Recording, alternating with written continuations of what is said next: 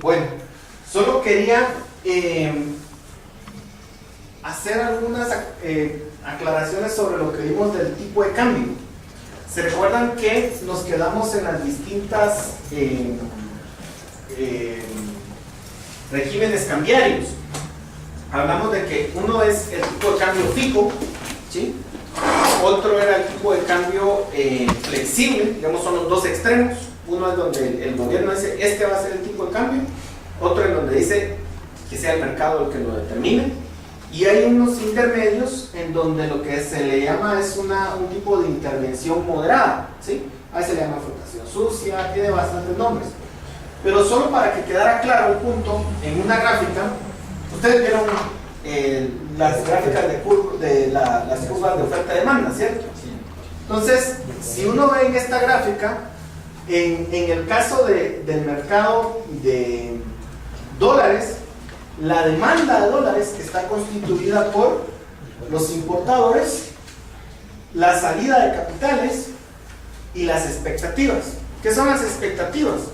Es simplemente el hecho de la forma en que la gente considera que se va a comportar el tipo de cambio en el futuro, ¿sí? Y puede que la gente comience a comprar dólares o a vender dólares dependiendo de la expectativa que pueda tener. Entonces, esta es básicamente la curva de demanda de dólares, esta es la curva de oferta de dólares, ¿sí? Y la curva de oferta de dólares, ¿quiénes la componen? Básicamente los exportadores, porque al momento en que los exportadores venden productos en el exterior, lo que hace es que entran esos dólares a Guatemala, y aquellos que vienen a invertir en Guatemala, la entrada de capitales, ¿sí? Ahí pueden ser, por ejemplo, préstamos que hagan los bancos locales en el exterior, por ejemplo, un banco en el exterior y entran esos dólares al mercado nacional, o la inversión que pueden hacer empresas extranjeras en Guatemala. Por ejemplo, si viene una empresa mexicana a invertir, lo que va a traer esa empresa son dólares, ¿sí? Porque los puede cambiar en el mercado local. Entonces, si yo les digo a ustedes que aumenta la demanda de dólares, ¿qué esperarían ustedes que suceda con el tipo de cambio? Si aumenta las importaciones en Guatemala, ¿qué esperarían ustedes que si aumentan las importaciones, aumenta la demanda, ¿cierto? ¿Qué esperarían que suceda con el tipo de cambio? El dólar se pone más caro. El dólar se pone más caro. ¿Por qué? Porque al momento en que aumenta las importaciones, la gente está comprando dólares, y al comprar dólares, tienen que pagar con dólares. Entonces compra esos dólares, aumenta la demanda y sube el precio del dólar. ¿Sí? Es como que si le dijera, miren, la gente en diciembre quiere hacer más tamales, ¿sí? ¿Qué es lo que se va a aumentar? El precio de los tomates, ¿va? Porque la gente quiere más tomates, y al aumentar la demanda de tomates, sube el precio de los tomates. Lo mismo sucede en el caso del dólar. Aumenta la demanda de los dólares, es más caro cada dólar, y eso significa que el tipo de cambio es más alto. Entonces, si fuera un tipo de cambio fijo, ¿qué tendría que hacer el gobierno en ese caso? Si por ejemplo está aquí, supongan que este es un tipo de cambio de 8, y entonces aumenta la demanda de dólares, ¿qué debería hacer el Banco Central?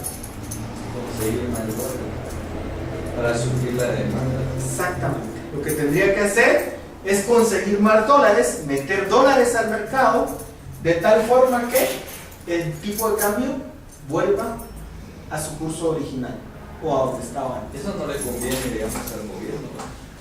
¿Qué cosa? En ese caso, conseguir más dólares. Pero recuerde que es el Banco Central. Entonces el Banco Central lo que tiene son reservas internacionales netas, que ya ahorita ya están en 10,000 millones de dólares los que tienen.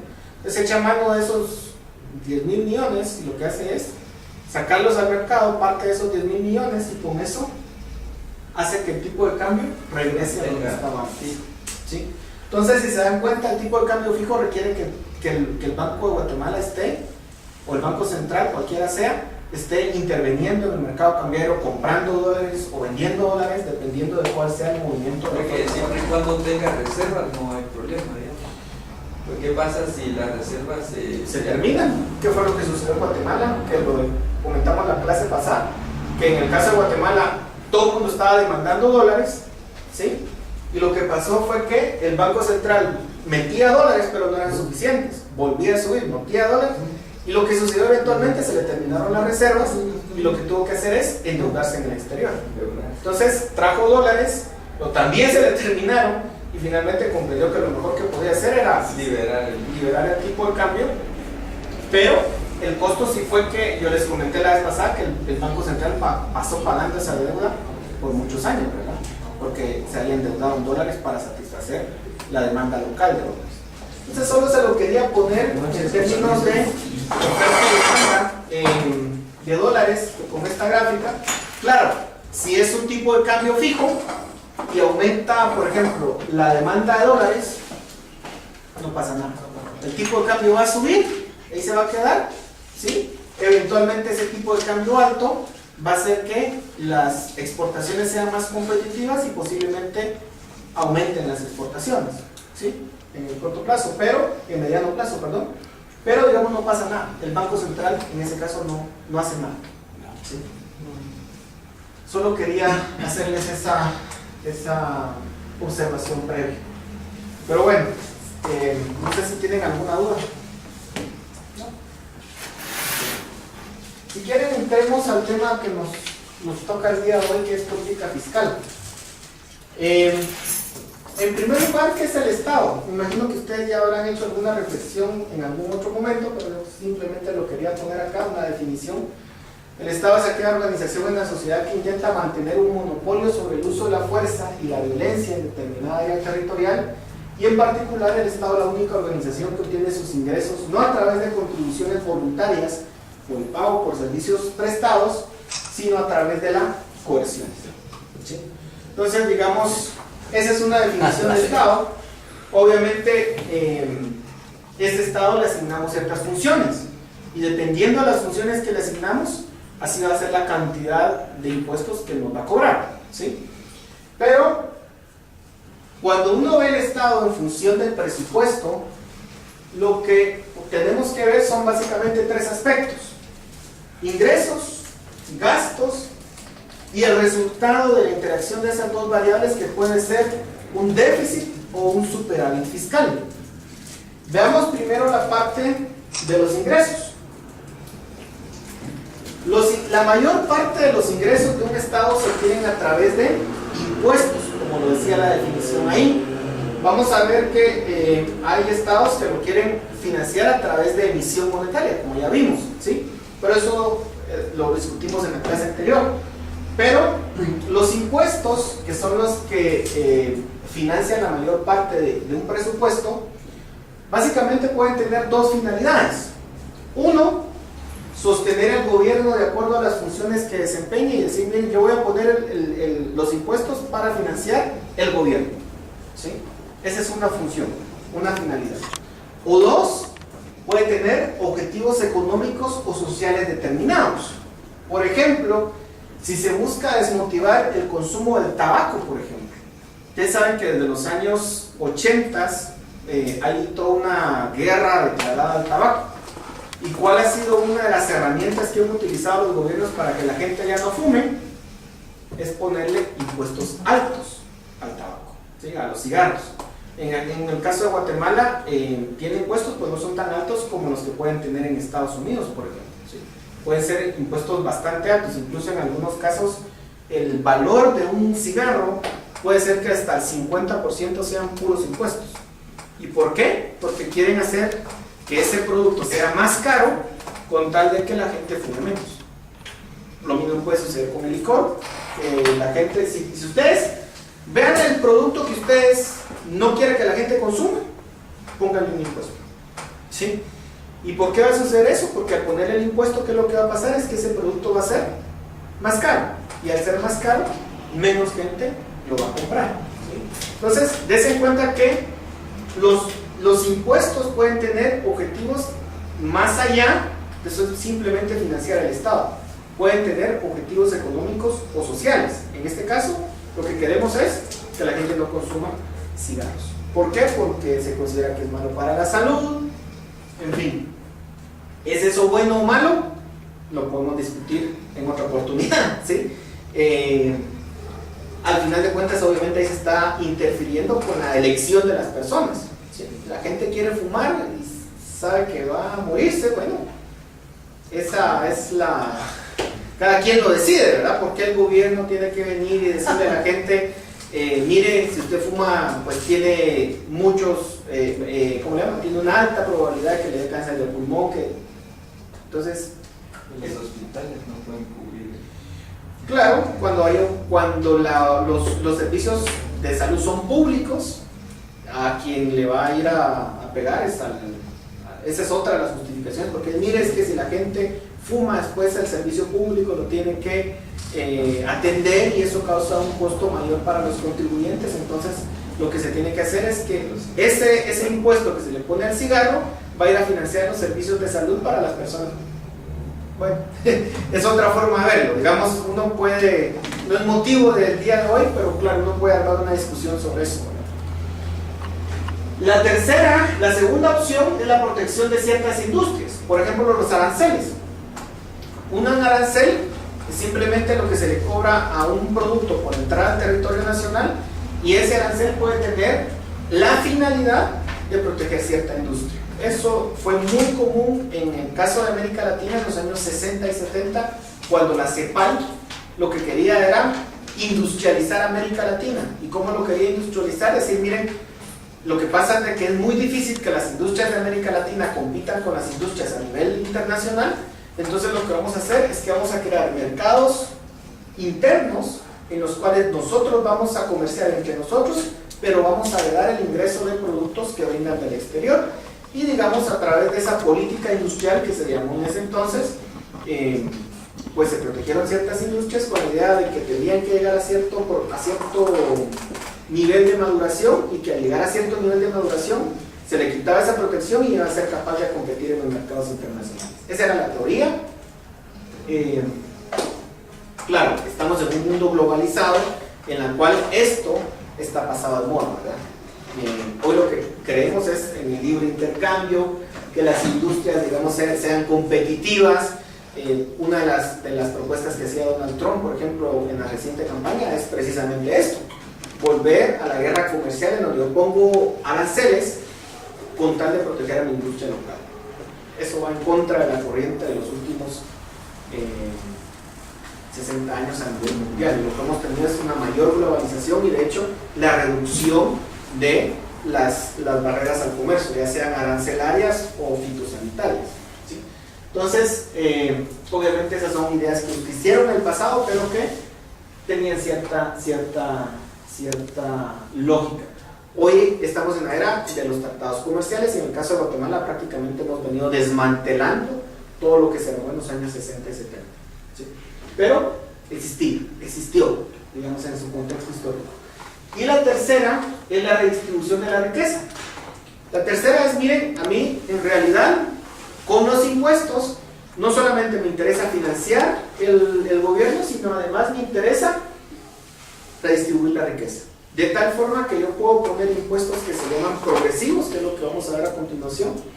Y con esos impuestos progresivos yo lo que hago es que a las personas que tengan más dinero les voy a cobrar más impuestos, y con ello entonces voy a darle o financiar servicios para aquellos que son más pobres. Son los tres objetivos que pueden tener los impuestos, aparte de servir para financiar el Estado. Y aquí quisiera hablar sobre ciertos conceptos básicos. Una es la base impositiva. ¿Qué es la base impositiva? Simplemente el número de personas sujetas a un impuesto determinado, ¿sí?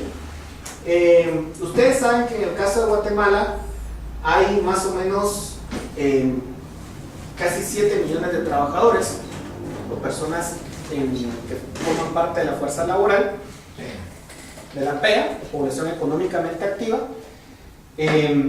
Pero cuando uno ve quiénes realmente están inscritos en ASAT, ¿verdad? En ASAT hay más o menos, ahorita ya deben andar casi como 1.800.000 contribuyentes, ¿sí? No la totalidad de la PEA está inscrita en ASAT. De esos 1.800.000, los que efectivamente, de ese 1.800.000, la mayoría, o una buena parte, solo reporta el impuesto de circulación a vehículos, ¿sí? Y solamente aproximadamente 700.000 NITs, números de identificación tributaria, son los que reportan impuestos aparte del impuesto de circulación. Entonces, ¿qué es lo que les dice eso? En el caso de Guatemala, que la base impositiva en el caso de Guatemala es relativamente pequeña, ¿sí? Si se compara, por ejemplo, con los países desarrollados en donde la base tributaria es más amplia, ¿sí? Incluye a muchas personas. Obviamente eso tiene que ver con la informalidad que hay en el país, que el 70% de la fuerza laboral en el país trabaja en la informalidad. ¿Qué es trabajar en la informalidad? Simplemente no tiene derecho al IX, digamos, no tiene seguridad social y tampoco paga impuestos, ¿sí? También está el nivel de salarios que tiene la gente, ¿verdad? Que en promedio son 2.500 quetzales, ¿sí? Entonces, que digamos que eso por ley, digamos, ese nivel de ingreso por ley no paga impuestos. La otra es la incidencia, y que se refiere a los efectos de los impuestos. Aquí lo que se tiene son efectos de corto plazo sobre la producción, el consumo y el nivel de capitalización. Vamos a ver que un impuesto, tal y como vimos, que tiene incidencia, ¿sí? Tiene objetivos diferentes a solo financiar al Estado. Puede tener otro tipo de objetivos. El efecto siempre será finalmente sobre el consumo de las personas y en última instancia, pues el impuesto incide sobre el consumo. Luego hay una diferenciación básica que es necesario hacerlo, que es entre impuestos directos e impuestos indirectos. ¿Qué son los impuestos directos? El impuesto que recae directamente sobre el ingreso de las personas, impuestos sobre sueldos, salarios, ganancias, herencias o donaciones. Esos son impuestos directos. ¿Por qué? Porque caen sobre la persona, sobre la riqueza de la persona. Y luego están los impuestos indirectos. El impuesto recae sobre el valor de lo que la persona consume independientemente del ingreso que tenga. Eso es bien importante. En el impuesto directo, a lo que le va a caer es al ingreso o a la riqueza que tenga la persona. En el impuesto indirecto, la persona, si por ejemplo se consume solamente el 50% de su ingreso, solamente va a pagar impuestos sobre eso, sobre lo que efectivamente consumió, pero no sobre la cantidad total de sus ingresos. ¿Cuáles son los impuestos indirectos? El impuesto al valor agregado IVA, el impuesto a la gasolina, a la importación, a la exportación o sobre productos específicos, que recaen sobre los bienes, ¿sí? No sobre la riqueza de las personas, ¿sí? Y ahí, por ejemplo, cuando una persona obtiene un ingreso, paga el impuesto directo, y después cuando se gasta la plata, vuelve a pagar el impuesto indirecto. Exactamente. Paga 2 veces los impuestos. A veces, más veces. Póngase a pensar en el caso de Guatemala. Paga el ISR, ¿verdad? Sobre el ingreso que tiene. Paga el IVA. Si consume gasolina, paga sobre la gasolina. El impuesto específico a la gasolina. Sobre tu consumo pagas IVA también. Sí, o sea, digamos que en la gasolina no solamente paga el IVA, sino además el impuesto específico a la gasolina, que es como 4 quetzales con 60 centavos por cada galón de gasolina que uno consume. Y para los que se factura exportación, 65%. Te cobran más, la SAT directa te lo cobra de una vez. ¿Para los que, perdón? Para cuando uno factura a una empresa que exporta, Ajá. no te cobra el 15%, no que el 65%. 65% de lo facturado. De lo facturado, sobre el IVA. Y eso me quitan mensualmente a mí.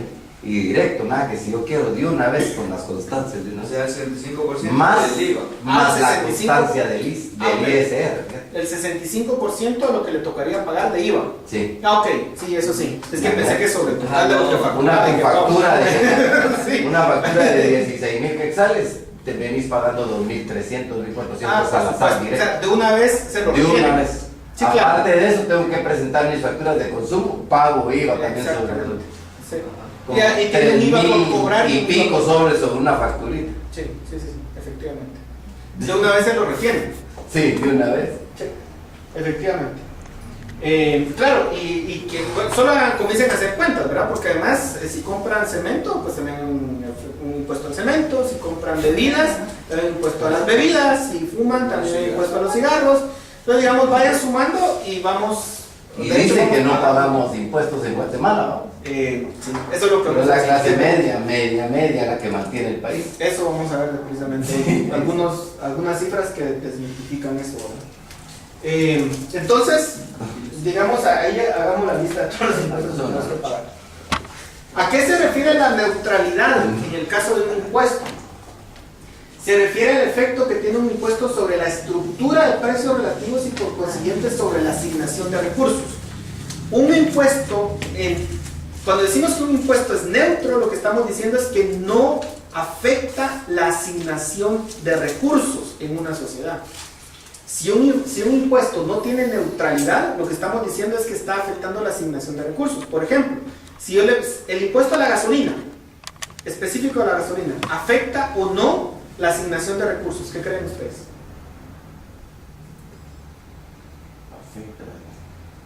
¿Afecta o no la asignación de recursos? El impuesto específico a la gasolina. Son 4 quetzales con 60 centavos por cada galón. Sí, afecta. Porque se supone que van directo a... Va directo para el gobierno, ¿sí ves? Va directo a financiar supuestamente las carreteras, ¿verdad? Va. Entonces, hagan la cuenta. ¿Cuánto está ahorita el galón? 22 quetzales. 22. No, Réstenle a los 22 los 4 quetzales con 60 centavos. 18 quetzales. La gasolina, si no tuviera este impuesto, debería estar como en 18 quetzales. ¿Cuál sería el efecto que estuviera en 18 quetzales? Que la gente pudiera utilizar más su vehículo. Y los productos no tendrían tanta carga. Sí, pues todo. Exactamente. Digamos, parte del producto, del costo de un producto es su transporte. Y ese Entonces, es el problema, que también ese precio repercute en los demás. Por ejemplo, la gente que utiliza el transporte para distribuir los productos. Que básicamente son todos. Ajá, que son todos, ¿verdad? Entonces le aumenta. De la gasolina proviene todo. Ajá, subió la gasolina, pero cuando baja la gasolina ya no bajan los productos. Exactamente. Entonces, digamos, lo que tiene aquí es de que es neutro. ¿Podríamos decir que es neutro el impuesto sobre la gasolina? No es neutro. ¿Sí? Porque afecta a las decisiones. ¿Es neutro el impuesto al licor? Tampoco. Porque obviamente al ponerle un impuesto va a ser un poco más caro y mucha gente va a decir, pues si el precio fuera más barato, posiblemente consumiera más licor.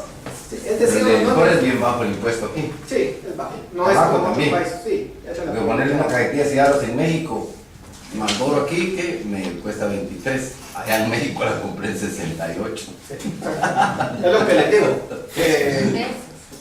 Sí, pero son como 45 quetzales.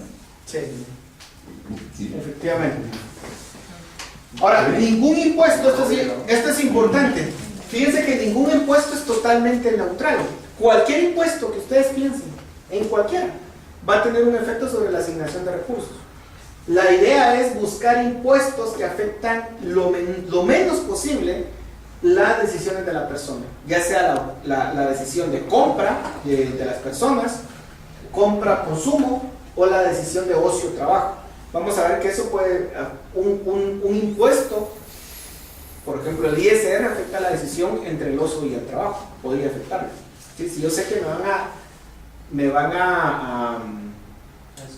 a quitar un impuesto importante, una parte importante de mi salario, por ejemplo, si yo gano un poco más, ¿sí? mi nivel de esfuerzo posiblemente va a disminuir. Eso puede ser uno de los efectos del ISR, que lo vamos a discutir a continuación. Y por último, la tasa impositiva, que se refiere al monto absoluto o porcentual que deberá de pagarse como impuesto. ¿Sí? Es básicamente, digamos, esta es como la terminología básica que uno utiliza. El primer impuesto es el valor agregado al IVA, todos lo conocemos, es un impuesto indirecto. Creo que comprendemos muy bien cómo funciona, digamos, está el valor del precio de una televisión, por ejemplo, le calculo el 12% y ese valor se lo sumo y el precio final va a ser 3.360. ¿Sí? ¿Qué es lo que podemos decir del IVA? El IVA, ¿cuál es el efecto del IVA?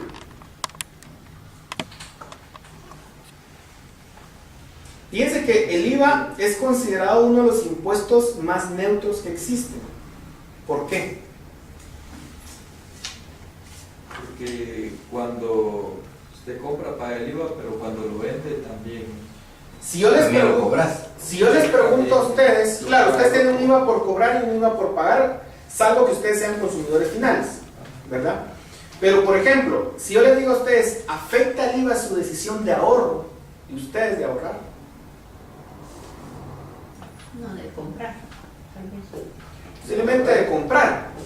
Pero digamos, lo que pasa es que con el IVA, a ustedes no les. El IVA lo pagan ustedes en la medida que consumen. Si ustedes no consumen, no pagan IVA, ¿sí? En ese sentido, el IVA no está afectando el ahorro de las personas, ¿sí? De hecho, si la persona ahorra, ese nivel de ingreso que ahorra va a estar libre de impuesto del IVA, ¿sí? Hasta que se lo gaste, ¿sí? Entonces, el IVA en ese sentido no afecta la decisión de ahorro, y por eso se dice que es uno de los impuestos más neutrales. Pero tiene que cumplir una condición, y es que el IVA se aplique por igual a todos los bienes. Nosotros en Guatemala el IVA es un IVA, digamos, que casi en su totalidad cumple con esta función, en el sentido de que la mayoría de bienes en el país pagan IVA. En México, por ejemplo, ciertos productos de la canasta básica no pagan IVA. La medicina a veces no paga IVA, ¿sí? Entonces, ¿qué es lo que está pasando cuando ustedes, unos precios sí pagan, unos bienes sí pagan IVA y otros precios no? ¿Qué sucede ahí? Lo que están haciendo es que están favoreciendo aquellos bienes que no están pagando IVA, ¿sí? Versus aquellos que sí pagan IVA. Entonces se convierte el IVA en ese sentido en casi un impuesto específico, en donde unos sí pagan y otros no pagan. Y ahí sí tiene efectos distorsionadores. El IVA, para que sea un impuesto efectivo, lo tienen que pagar todos por igual. Y lo tienen que pagar todos los bienes. En el caso de Guatemala hay excepciones. ¿Quiénes no pagan IVA en Guatemala? Las iglesias bien pagan. Bien pagan. Bien más. Sí, sí pagan. Lo que pasa es de que... Antes no, pero ahora sí. Sí pagan. Lo que pasa es que una universidad en la colegiatura, digamos, o un colegio en la colegiatura no cobra IVA. En ese sentido, es un bien que está exento. ¿Sí? Donaciones, como si lo cobrara. Sí, ¿verdad? A veces es caro. Pero, digamos, el punto aquí es de que la pregunta es, ¿deberían o no pagar IVA? Sí, sí. Deberían, como cualquier otro producto, deberían de pagar IVA, ¿sí? ¿Por qué? Porque entonces ustedes pueden utilizar figuras legales en donde de alguna forma, digamos, están exentos de pagar este IVA. Cuando por ejemplo, hay bienes que están exentos de IVA, lo que sucede es que está el incentivo a que ustedes hagan trampa. Y que entonces digan, mire, yo vendo papas, pero en realidad usted no está vendiendo papas, está vendiendo posiblemente jugos naturales. El jugo natural sí paga y la papa no. Y usted trata de jugarle la vuelta, digamos, en un régimen, entre más simple sea y más claro sea, más gente lo va a pagar. Entonces, en el caso del IVA, lo que se necesita a su condición es que sea general y que todos lo paguemos. Y no afecta, en este caso, las decisiones de ahorro. La base es amplia, pues los afectados son todos los habitantes, ¿sí? Básicamente todos. No es un impuesto en cascada en el sentido de que, como funcionaba antes, que, a ver, por ejemplo, recuérdense que el IVA es un impuesto que se paga al valor agregado. Por eso uno tiene un IVA por pagar y un IVA por cobrar, ¿sí? Por ejemplo, si uno piensa en, imagínense ustedes este ejemplo. Alguien presta servicios y factura al año 1.120.000 quetzales, ¿sí? El costo anual, suponiendo de prestar esos servicios, supongamos que son 672.000. Aquí tienen un IVA por cobrar y un IVA por pagar. ¿Cuál es el IVA por pagar? ¿Cuál es el IVA que usted le tiene que pagar a la SAT en este ejemplo? De la facturación. el de la facturación total, que en este caso, al ser 12%, ustedes le tendrían que pagar a la SAT 120,000 quetzales, ¿sí?, de IVA, ¿sí? Pero, recuérdense, el IVA es impuesto al valor agregado. Entonces ustedes no lo tienen que pagar sobre el total que facturaron. Ustedes pueden venir y utilizar el costo que ustedes tuvieron y con eso reducir el pago del IVA. En este caso, hay un IVA por pagar de 120,000, pero recuérdense que ustedes compraron insumos para esto y pagaron IVA. Y al haber pagado IVA, entonces ustedes pueden venir a la SAT y decirle, mire, del total que yo le tengo que pagar a usted, yo ya pagué esto, por tanto lo resto. Entonces son 120,000 menos 72,000, lo que efectivamente le pagan a la SAT son 48,000. Entonces, Es sobre la utilidad. es sobre el valor agregado, que en este caso sería equivalente a la utilidad. Exactamente. Entonces, ¿qué es lo que está pasando? Que este impuesto, ¿quiénes se garantizan que se paga? Digamos, hay un incentivo a la gente a pedir facturas, ¿sí? ¿Sí? Yo necesito mis facturas para poder descontar lo que le tengo que pagar a la SAT. Entonces no es un impuesto en cascada. Un impuesto en cascada, ¿cómo sería? Que yo pague que yo tengo que pagarle a la SAT los 120,000 fijo, pero yo ya pagué también IVA en el momento en que compré esto. Ahí pagaría doble. Pagaría doble, exactamente. El caso del IVA es que no, el chiste del IVA es que no sucede eso. Por eso es un impuesto al valor agregado, ¿sí? Entonces hay el incentivo a que ustedes pidan sus facturas. ¿Qué efecto tuvo el cambio de no aceptar planillas? Fíjense que muy poco, de hecho muy poco. La gente comenzó a especular que, ¿se acuerdan que se cayó la recaudación fiscal cuando hicieron la reforma en el 2012? Pero el IVA que se cayó no fue el IVA interno, el IVA que se cobra a las actividades a lo interno, sino que el IVA que se cayó fue el que se cobra en las aduanas, ¿sí? El IVA, el externo. Entonces lo que estaba pasando era que estaba entrando el producto que no estaba pues, pagando el impuesto que correspondía, contrabando básicamente. Pero digamos, Entonces, nosotros los asalariados que recibimos un salario, al quitar el 12% de la acreditación del IVA, prácticamente nos subieron los impuestos directos. es que, a ver, pero ahí hay que diferenciarlo, porque digamos, en la reforma que hubo en el 2012, si es una persona asalariada, o sea, en relación de dependencia, no factura, ¿verdad? No factura, No. sino que reciba. Entonces, ¿qué es lo que pasó ahí? Que recuérdense que antes la estructura de pago de ISR comenzaba en 15%. Lo menos que usted podía pagar era 15%. Después iba a 20, 25 y terminaba en 35%. Entonces, ¿qué era lo que pasaba? Usted había pagado, lo que usted tenía aquí, que había pagado de IVA, usted venía y esto del IVA, con esto descontaba el ISR que tenía que pagar acá. Era una práctica muy mala, porque usted lo que estaba haciendo era mezclar el IVA con el ISR. Entonces, claro, usted podía conseguir que la gente pidiera facturas, pero este impuesto se comía esto, al ISR. Entonces, claro, entonces, incluso recuerde que eso hasta la falsificación de facturas, era todo un negocio, ¿verdad? Facturas y... Exacto. Entonces, ¿qué era lo más conveniente? Quitar ese sistema, pero a cambio, ¿qué pasó?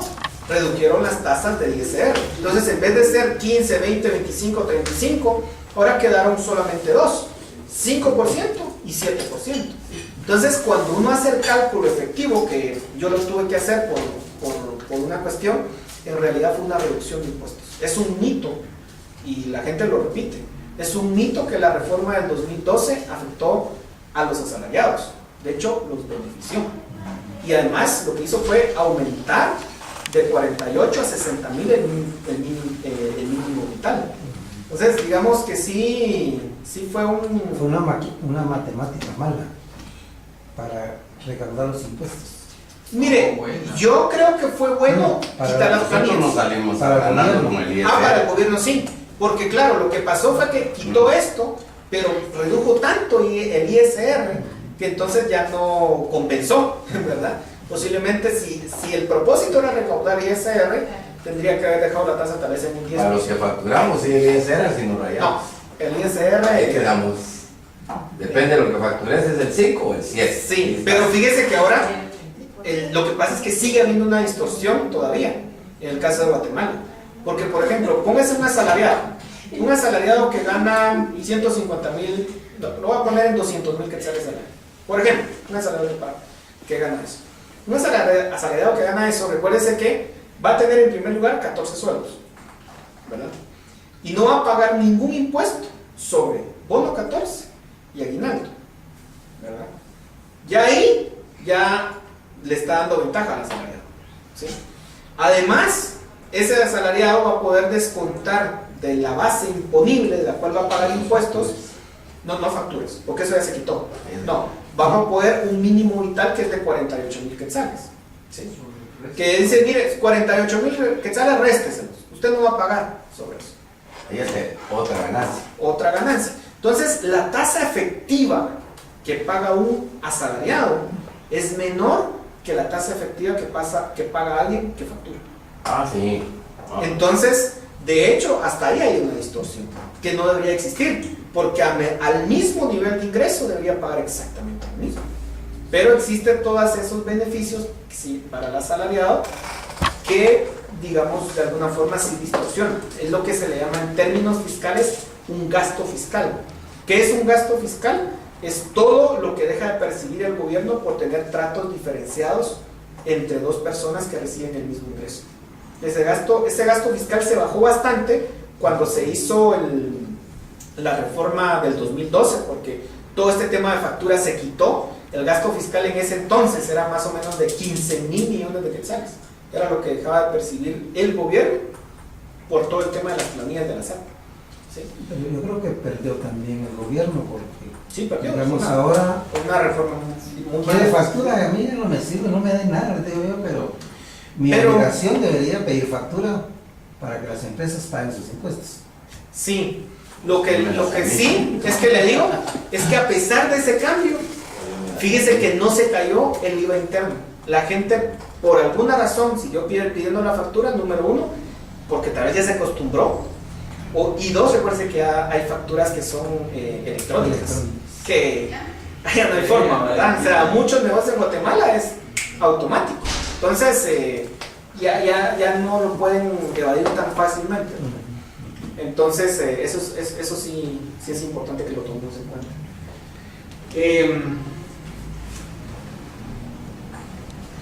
Era lo que les decía, el IVA no afecta a los ahorros. Si ustedes pagan el IVA en la medida que consumen, si ustedes ahorran, no pagan. Entonces, en ese sentido es un impuesto que daña menos, porque lo fundamental para el desarrollo, que tal vez ahí un día lo van a ver más adelante seguramente, es el ahorro. El ahorro es lo que permite la capitalización de un país. Si un país ahorra, hay dinero para que la gente invierta, haya más empresas, prospere. Entonces, por eso es que es tan importante que los impuestos no afecten el ahorro, ¿sí? Y por eso el IVA es uno de los mejores en ese sentido. Es el impuesto más neutro que puede existir, siempre y cuando se aplique por igual a todos los productos, ¿sí? Y sin excepciones. Ahora, el segundo impuesto importante en el caso de Guatemala, solo para aclarar, el IVA es el impuesto que más ingresos le reporta al fisco, ¿sí? Es, digamos, básicamente de los impuestos que más se recaudan. El siguiente es el impuesto sobre la renta, que es un impuesto directo. Para las personas naturales se calcula sobre los salarios y otros ingresos, que en el caso de Guatemala es del 5 y el 7%, y para las empresas se calcula sobre las ganancias. Sí. Ese fue otro cambio que hubo con el 2012. Digamos que en el caso de Guatemala el régimen general antes estaba en 31% y ahora se redujo a 25%, ¿sí? Y ustedes pueden tener, o lo pagan sobre las ganancias netas, o lo pagan 5% sobre las ventas brutas, ¿sí? ¿Qué empresas creen ustedes que eligen el 5% de ventas brutas?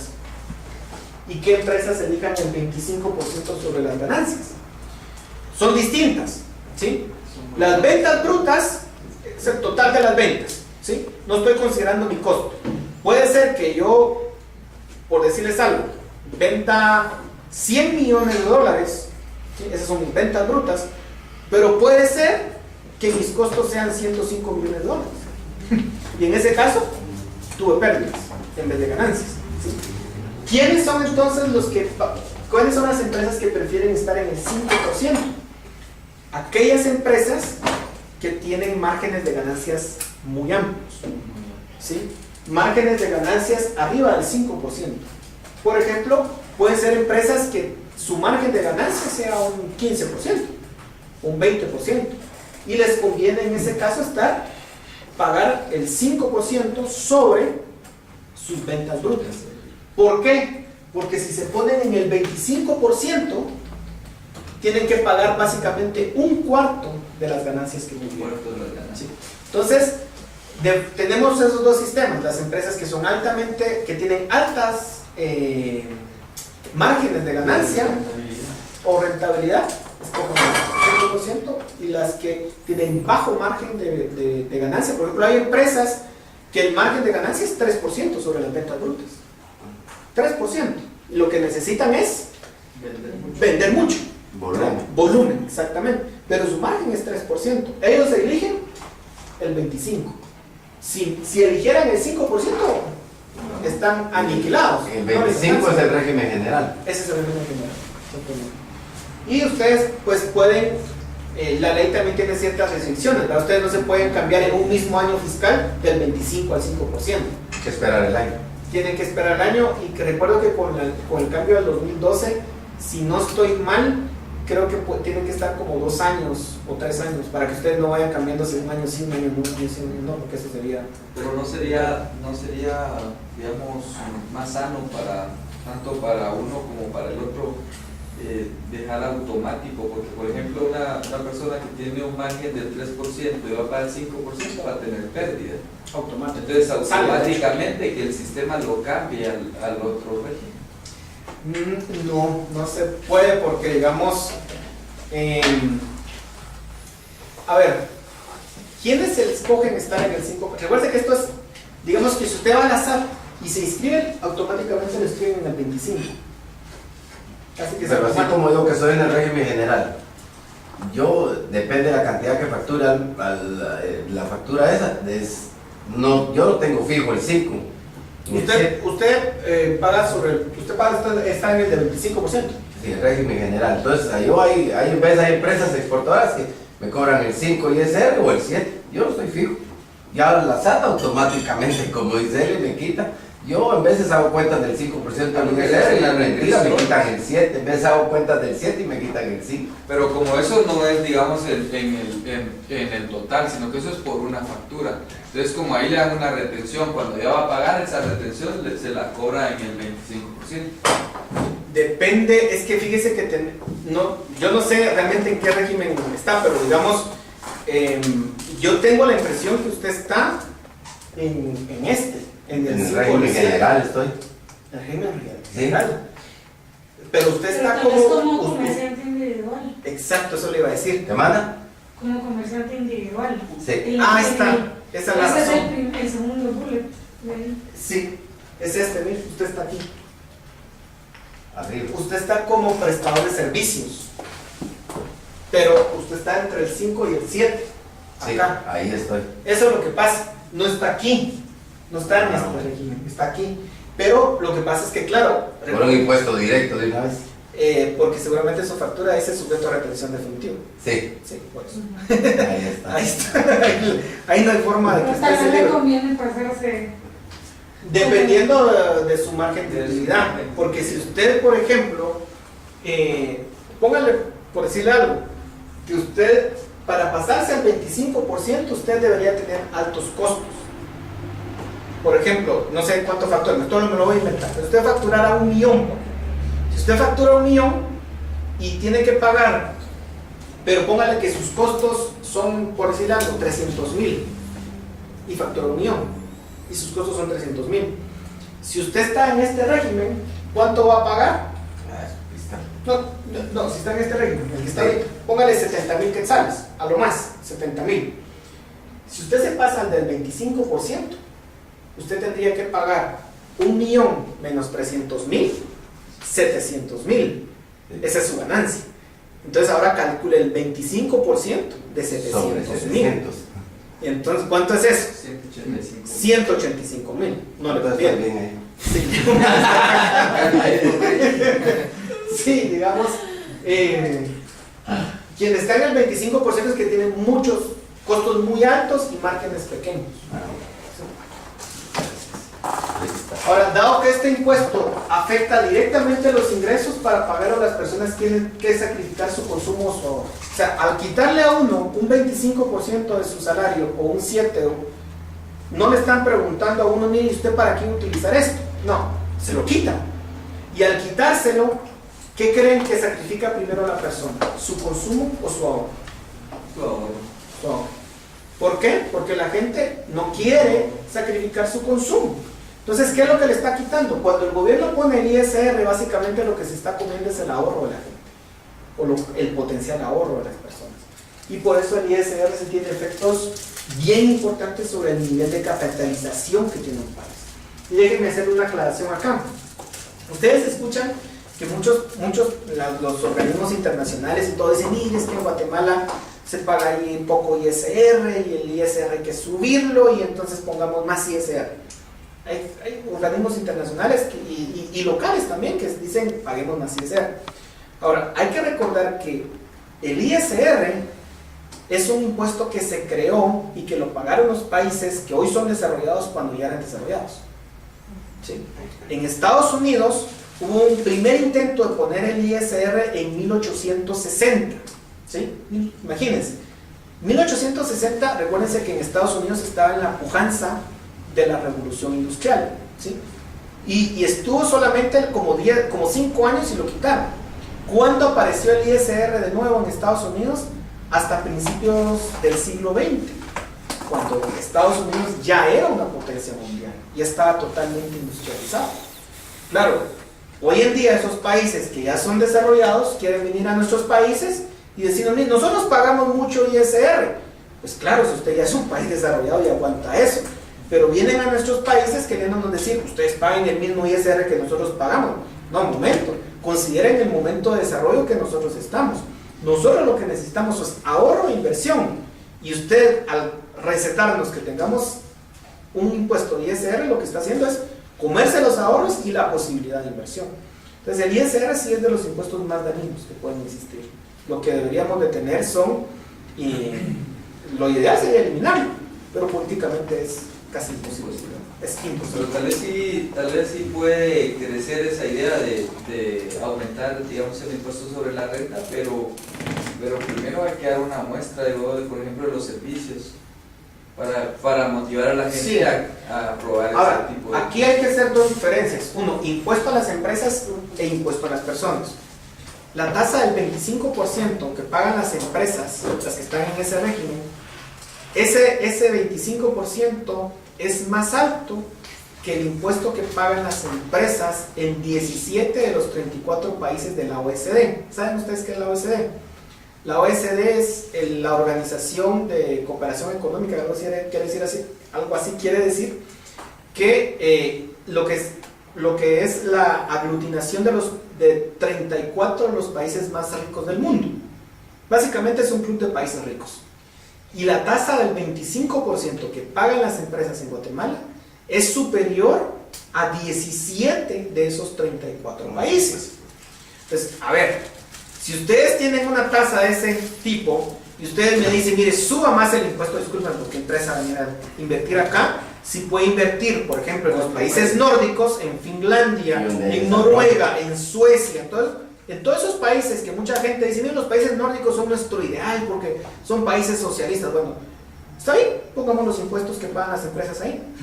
Y impuestos de menos del 25%, 20%, 18%.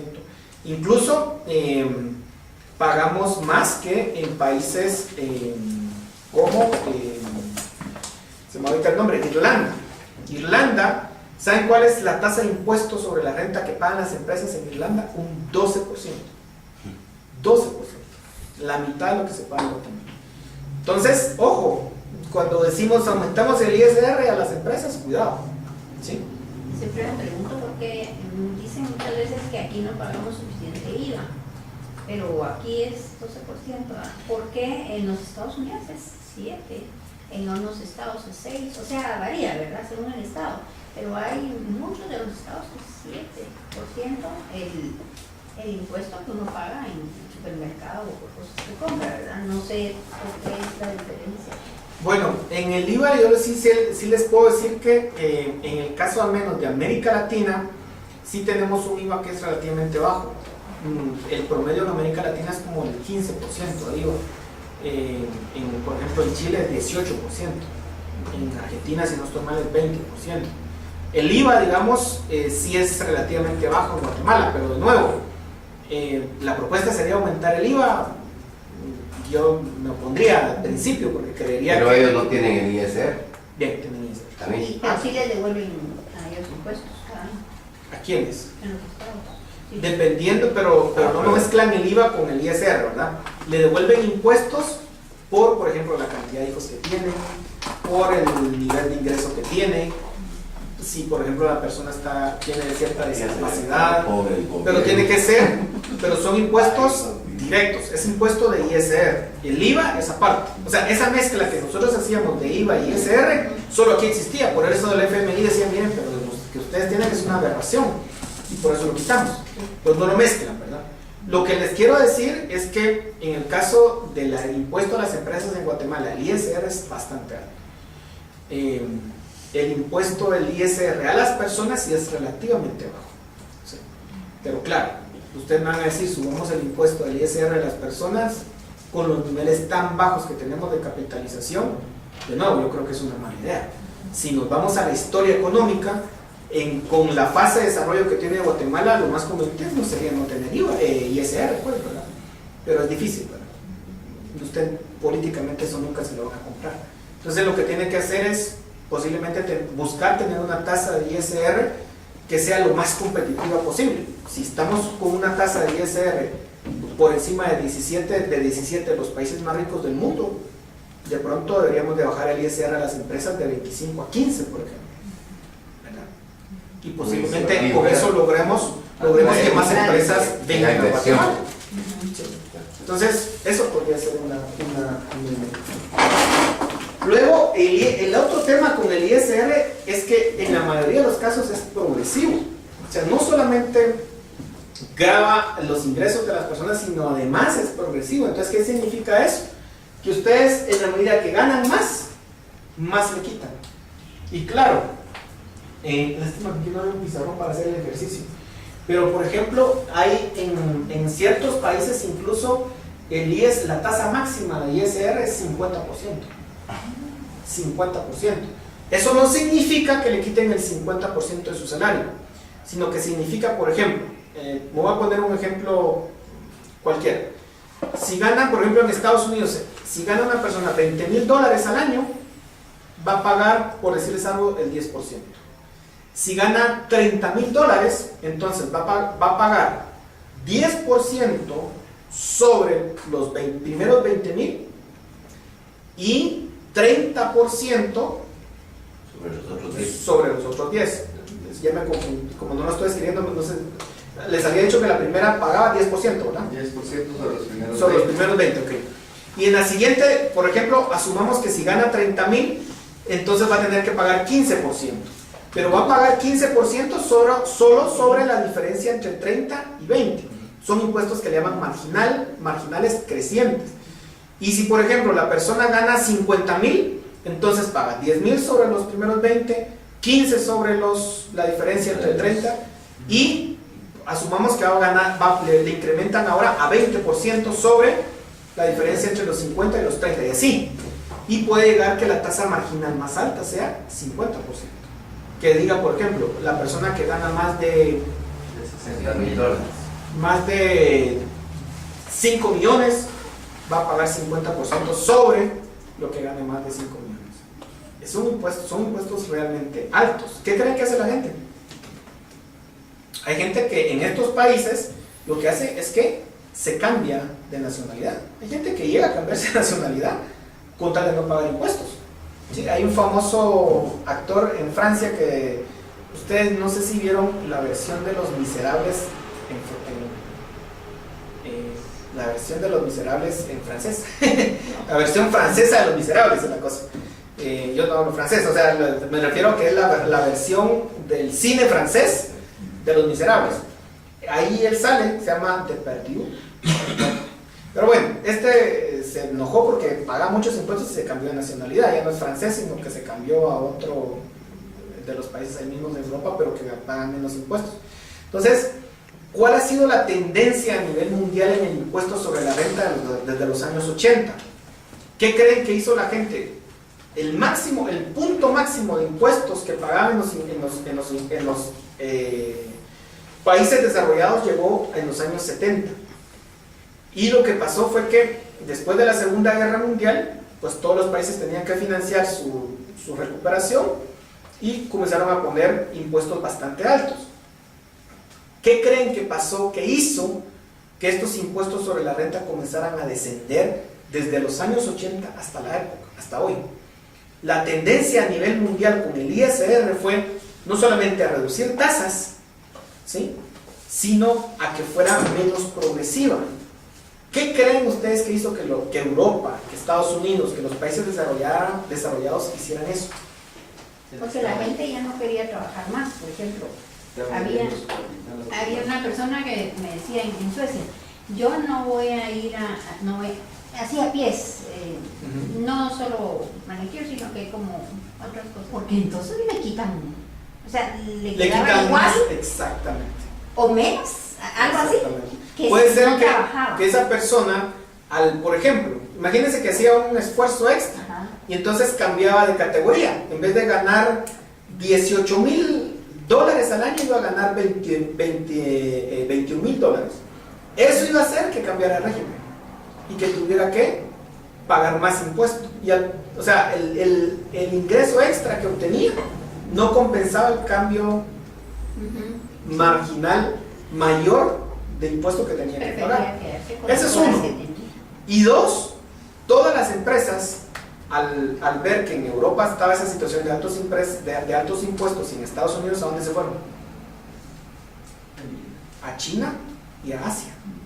Entonces, claro, en China y en Asia les ofrecían mejores tasas impositivas, vámonos para China y para Asia. Y toda la inversión se comenzó a ir para esos países.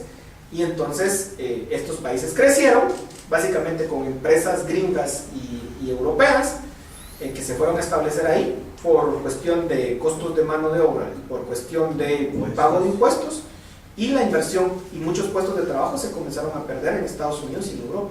Es parte de la discusión que hacía Donald Trump. ¿Se recuerdan que decía, mire, es que vamos a hacer que las empresas regresen a Estados Unidos?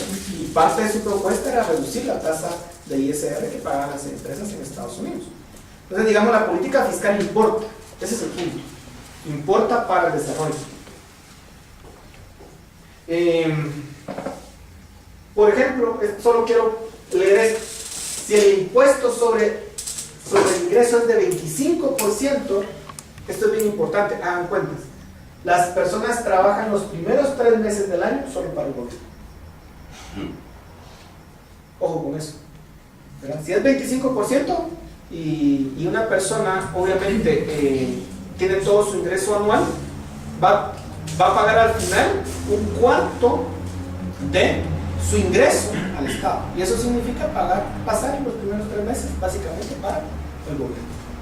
Entonces, ve esto así, dice uno, pues sí es demasiado alto. Así como hacen en Estados Unidos algunas personas que el gobierno les da plata y les da poco, pero dicen, prefiero quedarme con esto, tomo si voy a trabajar, ya no me van a dar esa plata y lo que voy a ganar es un poquito más. Ese es el seguro de desempleo. Entonces mejor me quedo así. Que también tiene un efecto bien fuerte. Pero se enojan los que pagan por eso.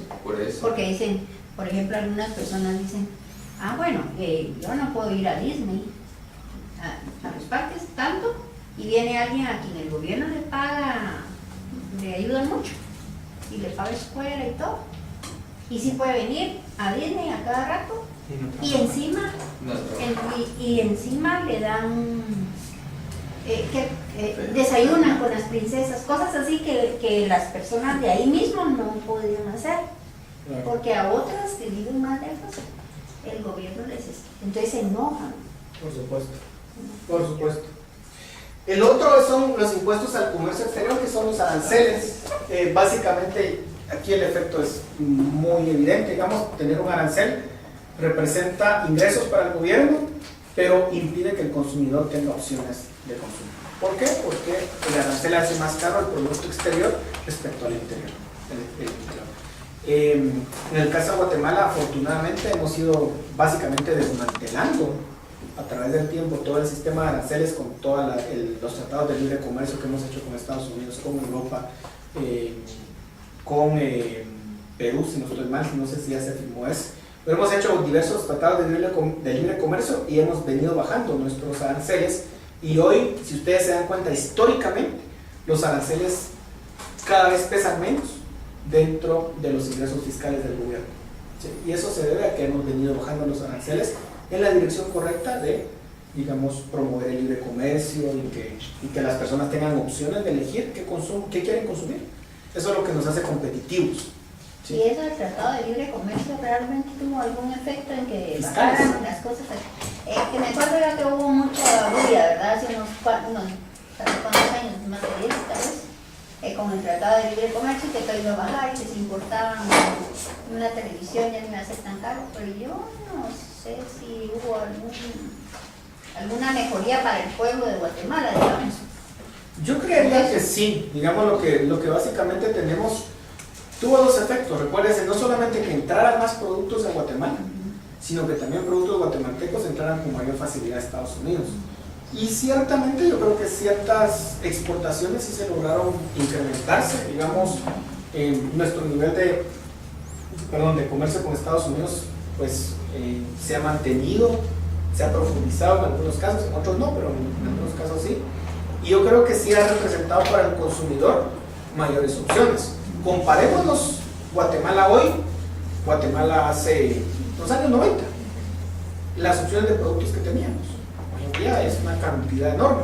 Y las empresas locales han tenido que adaptarse y competir y ponerse al mismo nivel que las. Y eso nos hace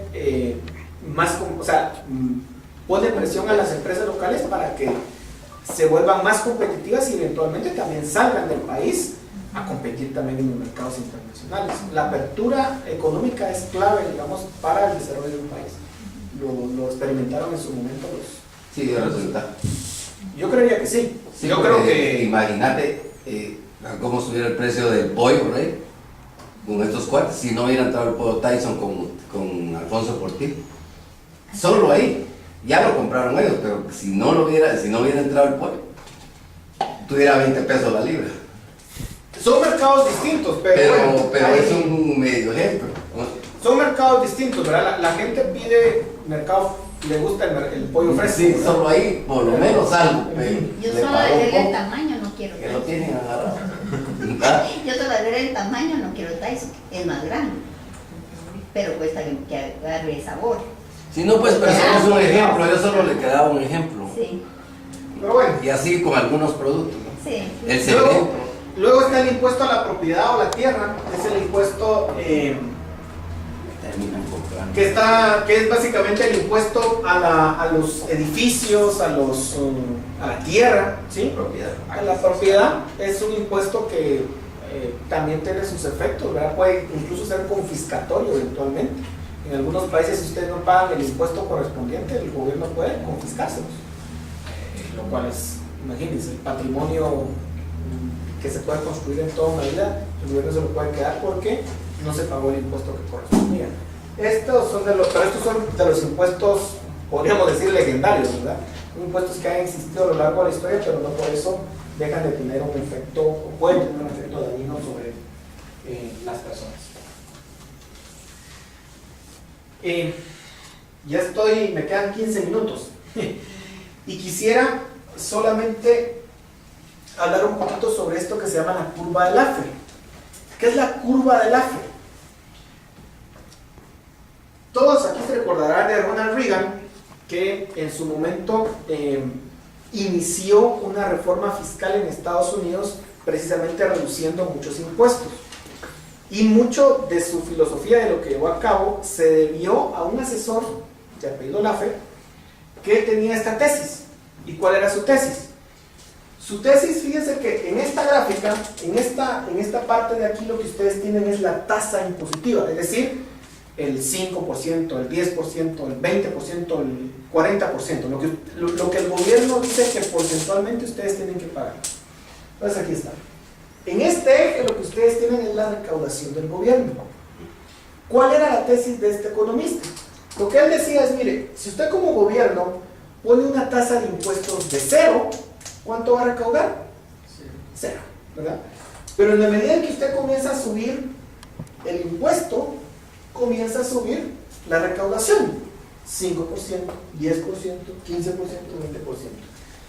Y lo que dice este economista es que va a llegar un punto en el cual ustedes van a alcanzar este máximo. Pero si ustedes comienzan a poner impuesto de 60%, 70%, la recaudación va a ir cayendo. ¿Por qué va a ir cayendo? Porque mucha gente se va a ir del lugar, o porque la gente va a trabajar menos. Y si ustedes ponen un impuesto del 100%, en el largo plazo, ¿cuánto van a recaudar? Cero, porque ahí ya no tiene sentido trabajar ni tener una empresa, se van a ir todos, ¿sí?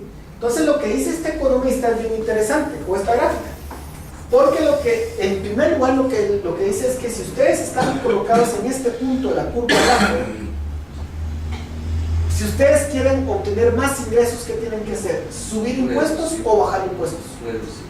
Reducir impuestos. Si ustedes reducen impuestos, por ejemplo, del 40% al 30%, va a resultar que ustedes van a Llegar a lo máximo. van a recaudar más. ¿Por qué? Porque va a haber más movimiento económico, porque la gente va a trabajar más, y entonces eso hace que la base tributaria se amplíe, va a haber más actividad económica a la cual caerle y cobrarle, y entonces va a poder recaudar más. Entonces esta teoría hizo que en Estados Unidos comenzaran a bajar los impuestos, y de hecho en los países desarrollados, yo le dije, a partir de los 80, lo que hemos tenido es que estos países desarrollados han venido reduciendo sus impuestos. ¿Y qué creen que ha pasado? ¿Ha caído la recaudación tributaria o se ha mantenido o ha subido? Fíjense que la recaudación la miden ustedes como porcentaje, la pueden medir ustedes como porcentaje del PIB. ¿Qué significa? Yo vengo y digo, en el caso de Guatemala recaudo, ¿cuánto fue la recaudación del año pasado? Creo que 53,000 millones. Esos 53,000 millones lo divido dentro del total del PIB y me da que en el caso de Guatemala la recaudación tributaria anda como en el 10.7% y 11% del PIB, ¿sí? Entonces, ¿qué creen que pasó en Estados Unidos y en los países desarrollados? Sobre todo con el ISR, que andaba en algunos casos en el 70%. O sea, era sumamente alto para las empresas. Entonces, ¿qué pasó? Lo comenzaron a reducir, pero lo interesante es que en muchos países la recaudación como proporción del PIB subió. ¿Qué significa eso? Bajaron impuestos. Aumenta la inversión. Pero aumenta la inversión, la actividad económica. Y comenzaron, de hecho, comenzaron a recaudar más. Aunque sea el porcentaje más bajo, pero la cantidad de millones es más alta. Exactamente. Están en volumen. Usted le cae a más dinero, a más, se amplía la base. ¿Qué es el Entonces, PIB? ¿perdón? ¿Qué es el PIB? El Producto Interno Bruto es el total de la producción de un país, el valor del total de la producción de un país. Gracias. Y entonces, ¿sí? Ahora, en el caso aquí de Guatemala, que mucha gente ha hecho la economía informal, que es mucho más grande la economía informal que los que realmente pagamos impuestos. pagamos impuestos, ¿verdad? Entonces, ¿qué ha pasado aquí en Guatemala con eso? No llegamos a este punto. Pues, ¿Qué es lo que ha caído pasado? completamente. Sí, de hecho lo que ha pasado en Guatemala es que posiblemente para nuestro nivel de desarrollo, posiblemente los impuestos sean mayores de los que deberían de haber. Entonces, por ejemplo, repito, el impuesto a las empresas, por ejemplo, se podría bajar del 25 al 15% y posiblemente la recaudación del ISR sobre las empresas subiría, porque muchas posiblemente pasarían a la formalidad con ese nivel o con esa tasa. Y subiría la recaudación. Y subiría la recaudación. Lo que necesitamos en Guatemala es que aumente la base tributaria, que más estemos pagando impuestos, porque recaen los impuestos directos, los directos, sobre pocas personas. Pero si Los quiere una indirectos no. motivación, va. ¿Perdón? Se quisiera una motivación, pues solo la terminal. ¿Cuánto se maneja a diario? Se maneja 3-4 veces más que todos los centros comerciales de la capital. Digamos, en la terminal se mueven millones. 5 millones diarios. Ah, no más. Más. Ah, sí, en la Sí, terminal. pero si ellos tuvieran un incentivo para poder pagar impuestos, lo hicieran. Y el otro incentivo es que tuviéramos buenas carreteras, buenos hospitales. Eso a nosotros nos genera confianza para pagar más El tema en impuestos. Guatemala es que los niveles de corrupción son muy altos y la moral tributaria Y no te dan está ganas muy de baja. pagar nada. Pero claro, eso no implica que hayan razones Sí, pues. técnicas en el sentido de que decir, mire, posiblemente si lo bajamos, si lo simplificamos más. Entonces la gente dice, mire, lo peor que puede suceder es que uno vaya a pagar esos impuestos y que sea complicado pagar impuestos. No solamente le estoy dejando una parte de mi salario, sino más me lo complica. Mire, si se lo voy a dejar, por lo menos facilítemelo pues, ¿verdad? Si no tengo de Y otro. todo lo complican, ¿va? Porque las artes uno desea ir, pagar caro. Dependiendo incluso depende de quién los atienda, a veces uno tiene un criterio y el otro tiene otro criterio. Sí. O sea, ni siquiera en eso No significa. tienen Entonces, algo en la línea. claro, lo que necesitamos es realmente simplificar. Todo lo que vaya por la simplificación de impuestos, lo que puede hacer es que, de hecho, termine aumentando la recaudación tributaria. Ese es uno de los mensajes importantes que nos deja la curva del AFED y lo que nos deja lo que hicieron los países desarrollados de los años 80 para acá. ¿Sí? Entonces, nosotros tenemos que considerar eso y considerar nuestro nivel de desarrollo. ¿Sí? O sea que, en pocas palabras, lo que tendríamos que hacer es, digamos, bajar la tasa impositiva y aumentar la base.